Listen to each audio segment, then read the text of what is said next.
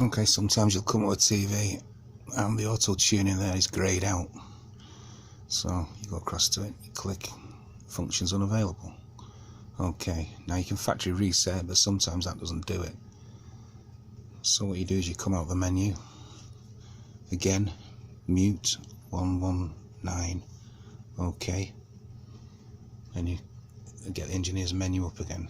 So what you do is you scroll down to channel, click channel setup, and then you see, if you scroll across, it's now highlighted, so you can auto tune it.